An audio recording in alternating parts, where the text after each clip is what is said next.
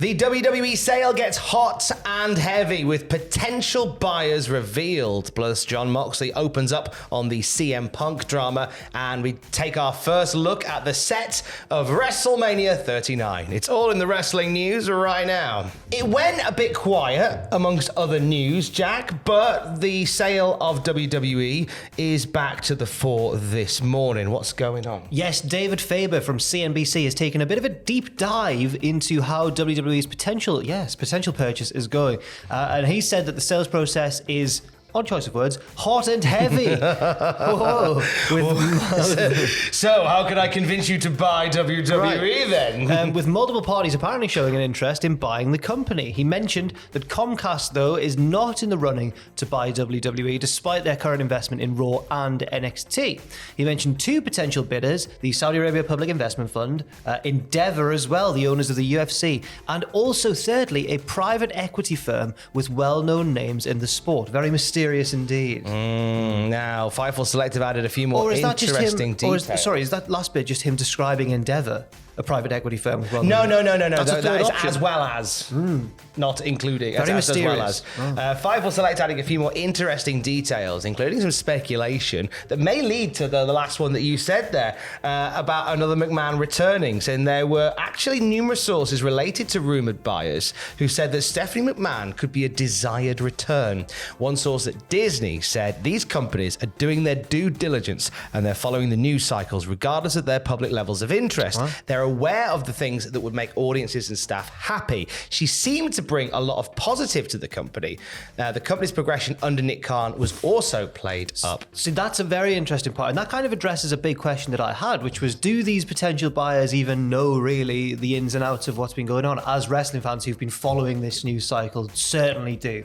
Do they know how harmful it could be if Vince was kept on in a creative capacity to morale and to audience perception? But it turns out this has answered that question, and apparently they do. They are aware of all I think they take a look at the wider picture and go, okay, it would, this is how people feel about it, what we're reading, what's the real feel for it, what's the long-term gain, what's the short-term gain, because a short-term gain could be would vary from a long-term one. I'm not saying that Vince McMahon coming back full-time would be a long-term gain. I personally don't think that it would, but other investors may think differently. Well, that's what I was worried about. I thought that maybe to the outside world, Vince McMahon equals wrestling. Why would they not keep him on? Because he is the wrestling promoter. But then if you're investing in a company, if you're sinking $6 billion into a company, you would do your due diligence and just go, oh, that's the thing that Vince McMahon has, isn't it? Yeah, let's have him, and then let's bring back Hogan and Andre the Giant. Like, you do your research into the companies before you do, and you get sort of feelers on the ground for what people would want to see. But interesting that Stephanie McMahon's name gets brought up there as well. Potentially, a buyer for the company would maybe not want to work with Vince McMahon and be more inclined to work with the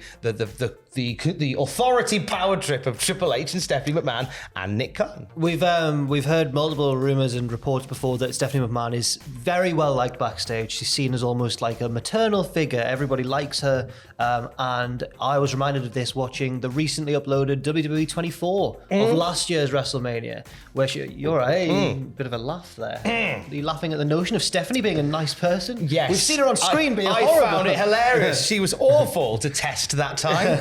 But she was backstage at that WrestleMania, and it was that usual thing you see of Stephanie, where she talks to someone either before or after their match, and it seems really genuine. She tells them how proud she is and how they should enjoy the moment and all that sort of stuff, and it always seems well received as well. Yes, it certainly does. So the sales situation behind the scenes, hot and heavy, mainly heavy when it comes to CM Punk and Jon Moxley. So we talked about this over the last couple of days. CM Punk, now deleted Instagram post, had some very strong things to say about the match that he had with Jon Moxley and kind of his final few weeks with AEW in general. He said that he claims that he wasn't cleared to wrestle that first one on TV where Moxley squashed him, and said that Moxley had pitched his Rocky 3 idea, by which I assume he means he beats me quickly, then I get my revenge, like Rocky does in Rocky 3. But then Punk was quick to clarify, I've never seen any of the Rocky films, right? Okay. So Moxley sat down with Renee Paquette for the sessions. You may have heard this by now. Keen to point out that the overwhelming majority of this chat with Renee Paquette on the sessions was love for wrestling, was love for AEW, a lot of passion for directions they're currently going in. Jon Moxley seems like a genuinely wholesome guy who just wants to be violent on a Wednesday and then hang out with his dope wife for the rest of the time. There's lots of that in there. That's not why we're here, Tom. But I know, but I feel like everybody's gone for this is all that mattered in the interview. Yeah. But it's a really nice interview, genuinely worth checking out the whole thing. But he does devote, and now it seems like a lot of text, but I think this is about 30 seconds. He talks fast. He's a fast talker, is He Moxley. What did Moxley say in relation to the CM Punk thing? About the situation, he said it's flipping annoying. He didn't say that, Didn't but you say can flipping. understand. Just because somebody said some stupid S word on social media, that's not news, but it is and becomes a thing. I don't want to get dragged into this dumb poop. I could flipping unload on a lot of flipping people right now, but I'm not going to sink to that level. If we swear, we get struck by copyright and we get into trouble. It's not us being, childish towards you. Just a heads up. I know sometimes when we've done that, people go, just swear. We're grown-ups here. Can't do it. That's why. We can't do it. And also, there might be children watching. Exactly. Come on now. We're a channel for everybody. Everyone. He goes on to say, I will say this. The entire summer, I was not under contract with AEW. I was at SummerSlam weekend wrestling Desperado, the day of SummerSlam. I could have walked into SummerSlam that night with the AEW flipping belt if I had been so inclined. Nobody knew that because I don't put my stuff out there in the world and let everybody know every flipping thing about my business.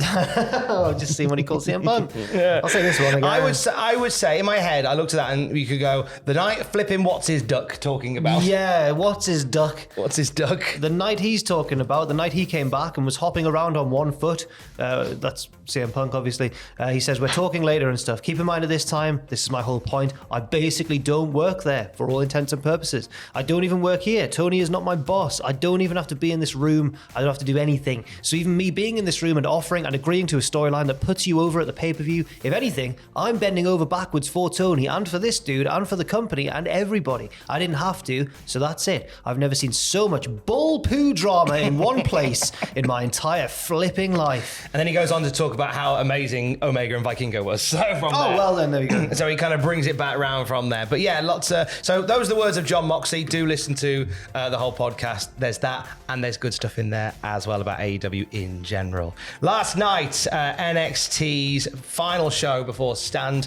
and Deliver.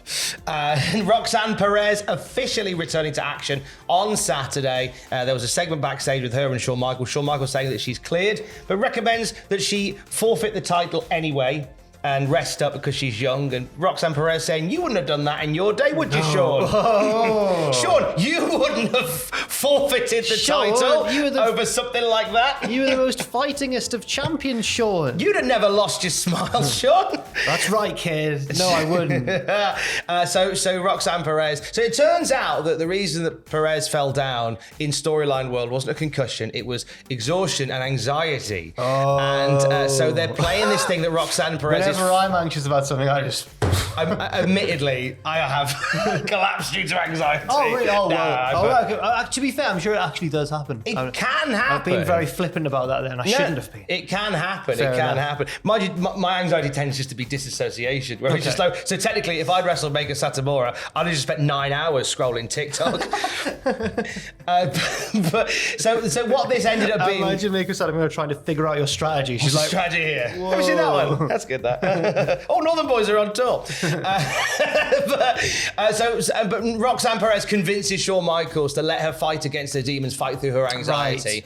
Right. And it's a kind of a feel-good story. She says, I'm wondering for anybody that suffers anxiety. I like this Roxanne Perez championing the underdogs and that. I like that a lot. So she's in the match now. It's going to be a ladder match for the title with Perez in the mix, along with Zoe Stark, Gigi Dollin, Indy Hartwell, Lyra Valkyria, and Tiffany Stratton. I'm sorry, I jumped in there on instinct because on the podcast, Matthew does struggle with Lyra Valkyria quite a lot. And I understand why. It's a strange old name.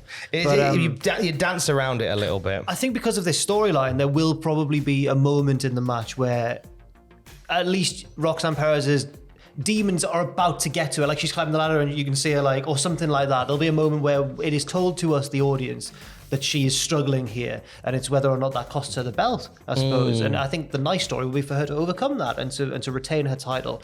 But it could also be a way of putting the belt on someone else without having her lose, because they clearly see without her being pinned, because they clearly see a lot in Roxanne Perez going forward. I feel like this is the way to make her win, overcoming it all. That would be the most natural story. They do potentially paint themselves in the corner where Roxanne Perez can go, oh, I feel so anxious. I'm going to climb the ladder really slowly. Yeah, well, that's what everybody does. You're fine. Apart from Dolph, who used to scurry up that runs thing. up the ladder. Also, last night, Axiom won a battle royal to become the final entrant in the North American Title Open Challenge. Do it for Europe. He's doing it for Europe. There's rumours that he's actually the Spanish wrestler A-Kid. No. That'd be silly. He got let go with NXT UK. They, along with Dragon Lee, Ilya Dragunov, and JD McDonough, will face Wesley for the title on Saturday. As well as that, the women's tag titles on the line: Kiana James and Fallon Henley versus Alba Fire and Isla Dawn. Scottish witches. Yeah, the witches get in stitches. Gallus faced the Creed brothers and Tony D'Angelo and Starks for the NXT tag titles. No, if it was Ricky Starks, that would be huge. Oh, Starks, sorry. But that match was set up in the pub, in Gallus's pub. They all got drunk and agreed to a match. That was as all the best matches are. The Schism versus Chase U and Tyler Bates. It's for the fate of the school. Someone's getting a school at the end of this. I'm really looking forward to this whole show, I've realised. As you read everyone out, I'm like, that was the pub one. The school's on the line. The contract was signed for a non-contracted, unsanctioned match. Johnny Gargano and Grayson Waller. Devious Grayson. And Bron Breakker and Carmelo Hayes for the NXT title the two best in the business going head to head. I'm really selling the show. You're as excited for that as we are about WrestleMania, which will be a few hours after Stand and Deliver. And that's what the set looks like right now. What a beauty! What a beauty! So that's the WrestleMania 39 set so far. They still continue to build it. We heard from PW Insider earlier in the week that the black framed Hell in a Cell hangs over SoFi Stadium currently as well. It's not going to be the red one. It's the old-fashioned one. Red is dead. Black is back. Yes. And the set itself, the actual walkout stage, lovely red carpet theming here. Very good, very good. Those lovely steps. I feel looks like a bit someone's going to get... Oscarsy, doesn't it? Maybe. But I think that's kind of what they've gone for. They're in Hollywood. That's what I mean. We've kind of been awards season, so it's kind of got an Oscars awards night vibe to it.